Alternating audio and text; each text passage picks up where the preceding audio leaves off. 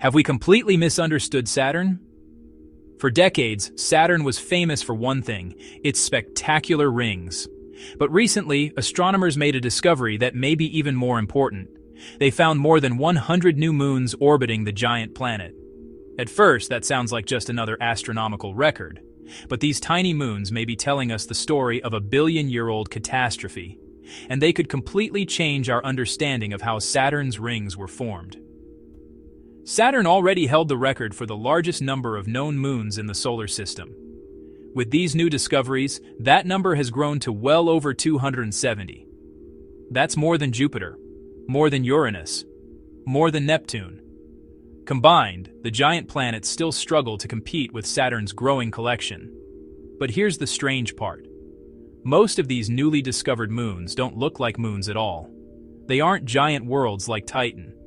They aren't smooth, spherical objects shaped by their own gravity. Instead, they're tiny, irregular chunks of rock and ice. Many are only a few kilometers across. They look less like worlds and more like debris. That immediately raises a question. Why does Saturn have so many of these small, oddly shaped objects? Astronomers began examining their orbits, and what they found was intriguing. Many of the moons seem to belong to distinct groups. Their paths around Saturn are surprisingly similar, almost as if they were once part of something larger, something that no longer exists. Imagine a large, icy moon orbiting Saturn billions of years ago. Then imagine a catastrophic collision. Perhaps another moon struck it. Perhaps a captured object slammed into it at high speed.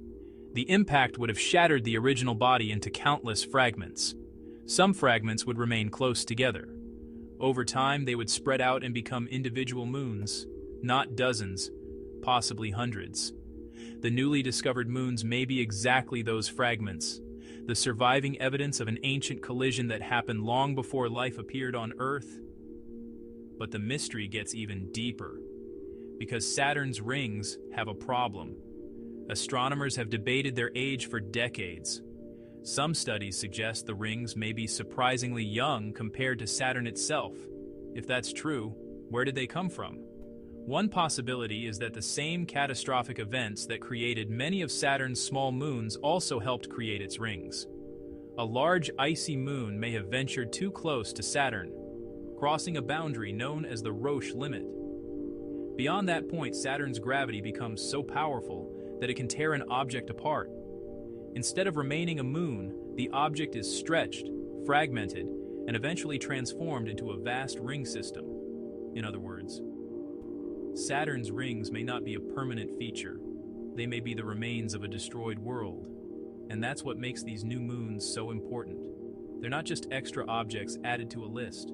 They may be clues, fragments of a story written billions of years ago. A story involving collisions, destruction, and the violent evolution of the solar system. Every newly discovered moon helps astronomers reconstruct that ancient history, like pieces of a cosmic crime scene.